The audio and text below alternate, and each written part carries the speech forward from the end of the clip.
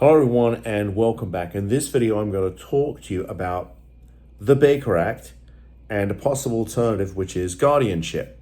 So let me sort of just give you the factual scenarios to what we're talking about here.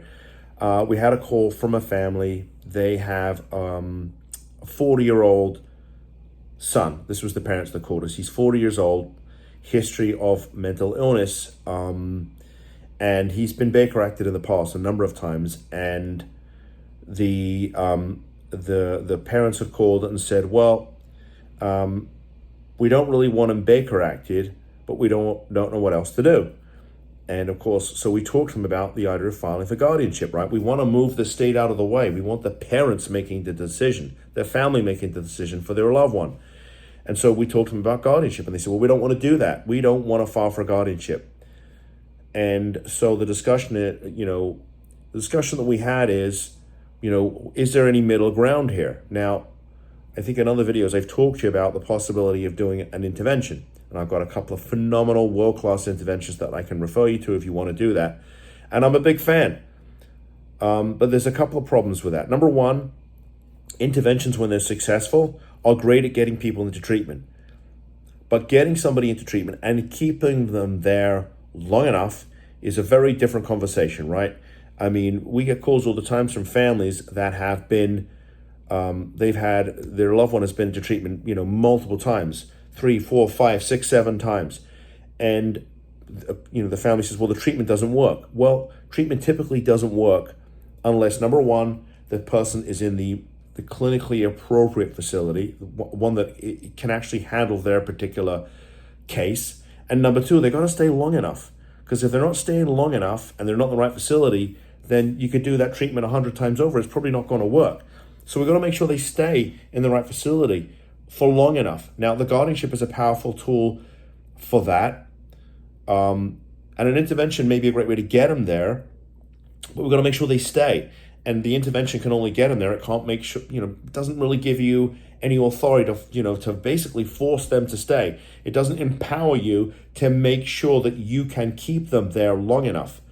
And so, look, we said to the family, you could try an intervention. We'll make a referral, send you to an interventionist, but I'm telling you, you're probably going to need to follow it up. Now, obviously, if for some reason they get Baker Acted, know that the state is involved now, and either we got to get them out of the way here. Otherwise, the temporary ward status could become a permanent ward status, and now the state's running the show for the next 6 months. You don't want that, right? But if you're going to do an intervention and it's successful, we need to follow it up. And based on what they had told us, it sounded like this was a guardianship type of case. And they said, we don't want to do that.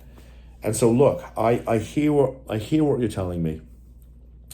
And, my father, when he was alive, used to tell me how much folks really don't like hiring lawyers, and I totally get it.